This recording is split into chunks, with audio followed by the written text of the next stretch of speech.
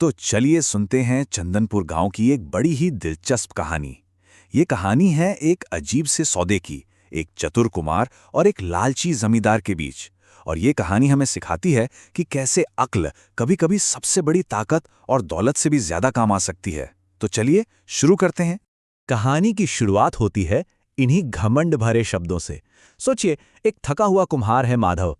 बेचारा बस कुछ पल के लिए एक बरगद के पेड़ की छांव में आराम करना चाहता है, और तभी गांव का जमींदार ठाकुर गजेंद्र सिंह आकर उसे इन्हीं शब्दों से भगा देता है। बस यहीं से उस लड़ाई की शुरुआत होती है, जो आगे जाकर एक बहुत ही मजेदार मोड़ लेने वाली है। तो कहानी में हमारे दो मेन कैरेक्टर्स हैं। एक तरफ है हमारा हीरो, मेहनती कुम्हार माधव, और दूसरी तरफ है वो लालची ठाकुर, जिसका मानना है कि उसकी जमीन पर हर चीज बिकाऊ है, यहां तक कि पेड़ की छांव भी। ये दोनों किरदार आप देख सकते हैं एक दूसरे से एकदम अलग हैं।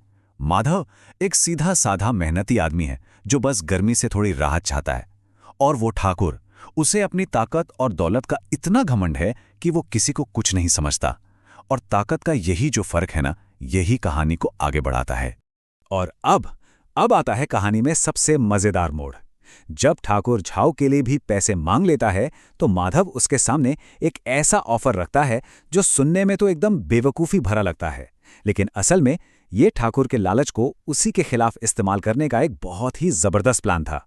तो माधव ने ठाकुर से कहा, ठीक है, बताइए फिर इस बरगद की छांव की कीमत क्या है। अब ठाकुर को लगा, अरे वाह, ये तो कोई सीधा साधा बेवकूफ हाथ लग गया है, इसे तो मैं आराम से ठग लूंगा। उसे जरा भी अंदाजा नहीं था कि असली जाल तो उसके लिए ही बिछाया जा रहा था। ठाकुर ने सोचा इस गरीब कुम्हार को डराकर भगाने का यही सही मौका है, और उसने सीधे सीधे एक बहुत बड़ी रकम मांग ली, पूरे 1000 चांदी के सिक्के। उसे पक्का यकीन था कि इतनी बड़ी रकम सुनते ही माधव के होश उड़ जाएंगे और वो वहां से भाग खड़ा होगा। लेकिन माधव डरा नहीं, बिल्कुल नहीं।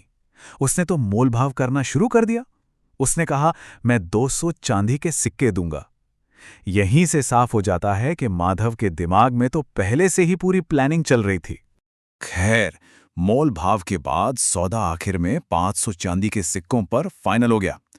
ठाकुर तो मन ही मन इतना खुश हो रहा था, सोच रहा था कि बैठे बिठाए बिना कुछ किए ही इतनी बड़ी रकम हाथ लग गई। उसने फौरन हाँ कर दी, ये सोचे बिना कि वो कितने बड़े जाल में फंस चुका है। और यहीं पर माधव ने अपना असली दांव खेला। उसने कॉन्ट्रैक्ट में बस एक छोटी सी लाइन, एक शर्त जुड़वा दी। ठाकुर को लगा कि ये तो कोई मामूली सी बात है, लेकिन असल में यही छोटी सी शर्त माधव के पूरे प्लान की जान थी। इस एक लाइन के साथ ही माधव ने कानूनी तौर पर उस छांव का पीछा करने का हक खरीद लिया था। और बस जैसे ही सौदा पक्का हुआ, असली खेल शुरू हो गया।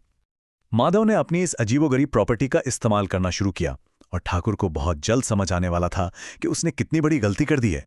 माधव ने तो बस कॉन्ट्रैक्ट को फॉलो किया, एक एक शब्द।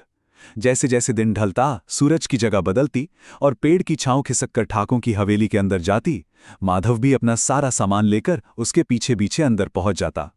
पहले तो सिर्फ उसका शोर करने वाला चाक और खच्चर आए, फिर धीरे धीरे छांव के साथ साथ माधव का सामान ठाकुर के आंगन में, उसके दरवाजे पर।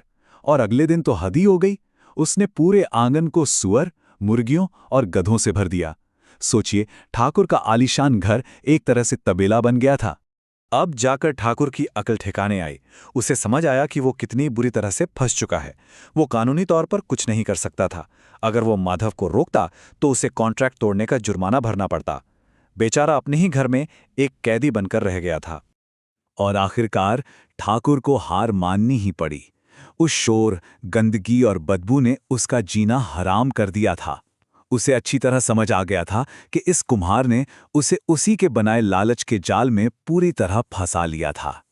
याद है वो कॉन्ट्रैक्ट? उसमें एक पेनल्टी क्लॉज भी था, एक जुर्माने की शर्त, जिसे माधव ने बड़े ही सोच समझकर डलवाया था। अब ठाकुर के पास अपनी इज्जत और शांति वापस पाने का सिर्फ एक ही रास्ता बचा था, कॉन्ट्रैक्ट को तोड़ो और जुर्माना भरो। और नतीजा बड़ा ही शानदार।